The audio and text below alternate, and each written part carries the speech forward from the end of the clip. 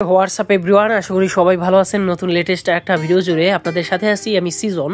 তো আজকে আপনাদের কাছে শেয়ার করব যে ভিভো V13 যারা ইউজার আছেন তাদের কিন্তু নতুন একটা আপডেট লঞ্চ করছে। তো যারা কারা আপডেট দিবেন আর কারা আপডেট দিবেন না, বা আপডেট দিলে আপনার ফোনে কি কি ধরনের পরিবর্তন হতে পারে, টোটালি এই ভিডিওর মাধ্যমে আপনাদের এক্সপ্লেন করার চেষ্টা করব। ওকে, তো যারা নতুন আছেন তারা চ্যানেলটা সাবস্ক্রাইব করে দিবেন, যাতে নেক্সট ভিডিও আপলোড করার সাথে সাথে বা কোনো ধরনের প্রবলেম হওয়ার সাথে সাথে জানে আমার ভিডিও আপনারা পেয়ে যান সবার আগে, সবার প্রথমে। ওকে, তো আপনার ভিভো V13, তো এই আপডেটটা দিলে আপনার ফোনে কি কি ধরনের পরিবর্তন হবে দেখেন। এই আপডেটটা দিলে তেমন কোনো পরিবর্তন হবে না, কারণ এটা লং জিবির একটা আপডেট নয়। ওকে, তো যদি লং জিবির আপডেট আসে তাহলে সেইটা আপডেট দিলে অনেক পরিবর্তন পাবেন।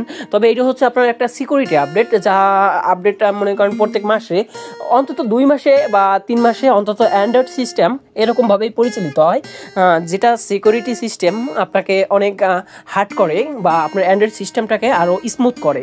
ওকে, মানে অ্যান্ড্রয়েড সিকিউরিটি সিস্টেমটাকে আরও স্মুথ করে, যাতে কোনো ধরনের বাহ্যিক বা ভাইরাসজনিত কারণে বা অ্যান্ড্রয়েড কোনো ধরনের ইস্যু না থাকে। তো যাই হোক, এই এমবির আপডেটটা দিলে আপনার ফোনে কোনো ধরনের প্রবলেম বা কোনো ধরনের প্রবলেম ফেস করতে হবে না। আর যদি এই আপডেট সম্পর্কে বলি, এই আপডেট সম্পর্কে আপডেট দিলে আপনার ফোনে কিন্তু ব্যাটারি ব্যাকআপ আগে যেরকম যাইতো তার থেকে কিন্তু কম যাবে।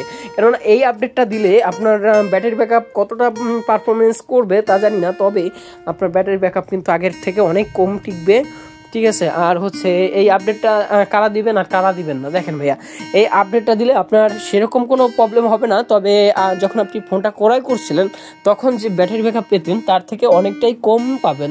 ওকে, আর একটা কথা ভাইয়া, যে এই আপডেট কারা দিবেন আর কারা দিবেন না দেখেন, আপনার ফোনে যদি কোনো প্রবলেম থাকে তাহলে আপনি আপডেট দিতে পারেন, আর যদি আপনার ফোনে কোনো প্রবলেম না থাকে তাহলে আপডেট দেওয়ার কোনো দরকার নাই।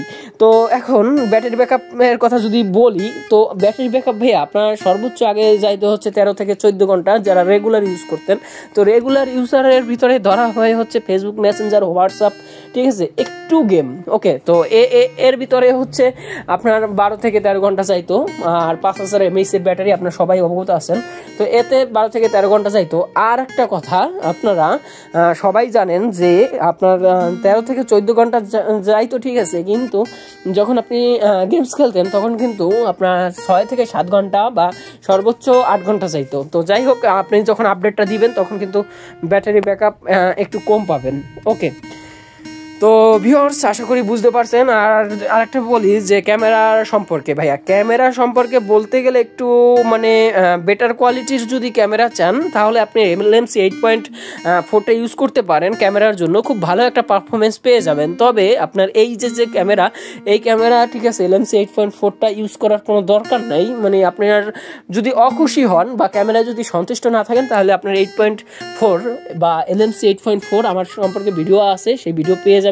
তো এলএমসি 8.4টা ইউজ করতে পারেন। ওকে, তো আশা করি সবাই বুঝতে পারছেন, এবং ধন্যবাদ সবাইকে, ভালো থাকবেন এবং চ্যানেলটা সাবস্ক্রাইব করে পাশেই রাখবেন।